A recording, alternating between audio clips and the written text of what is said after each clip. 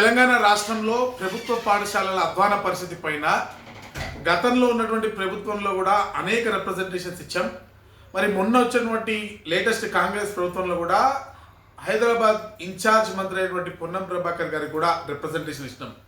అంతేకాదు విద్యాశాఖ principal secretary Borra Venkateswarlu గారి ఆఫీస్కి వెళ్తే బొర్ర పెంచిన ఆఫీసర్లే ఉన్నారు తప్ప అక్కడ ప్రజల గురించి పట్టించుకునే వాళ్ళు ఎవరు కూడా కనబడలేరు. చివరికి దిక్కుతోచని పరిస్థితిలో ఢిల్లీ పోయి జాతీయ మానవ హక్కుల సంఘానికి ఫిర్యాదు చేస్తే ఈరోజు national human rights commission Telangana chief సెక్రటరీకి ఒక నోటీస్ ఇచ్చింది, కేసు రిజిస్టర్ చేసి మరి వచ్చిన కంప్లైంట్ల పైన ప్రభుత్వ పాఠశాలల దీనావస్థ పైన ఒక రిపోర్ట్ తయారు చేసి వెంటనే పంపించమని చెప్పి ఆదేశం ఇవ్వడం జరిగింది. మేము ఇప్పటికైనా చీఫ్ సెక్రటరీ గారికి ఈ ప్రభుత్వానికి చెప్తా ఉన్నాము, నిష్పక్షపాతంగా గ్రౌండ్లో ఉన్నటువంటి పరిస్థితులు ఏమున్నాయో అవి మీరు వెంటనే జాతీయ మానవ హక్కుల సంఘానికి చెప్పండి.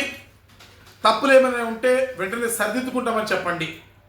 కళ్ళబొల్లి కబుర్లు చెప్పి లేని విషయాలు కల్పించి ఇక్కడ అంతా బాగానే ఉంది, పిల్లలు అద్భుతంగా చదువుకుంటున్నారు, మరి పురుగులన్నం కాదు ఇక్కడ అద్భుతమైన బిర్యానీలు తింటున్నారు పిల్లలు అని అబద్ధాలు చెప్పే ప్రయత్నం చేస్తే ఢిల్లీ గల్లీలో వీధుల్లో మిమ్మల్ని తిప్పిస్తాం, అక్కడ పిలిపిస్తాం, అధికారులతో ప్రశ్నింపజేస్తాం, మీ భడతాం ప్రజా ఉద్యమాన్ని చేపడతామని హెచ్చరిస్తూ భారత్ మాతాకి జై.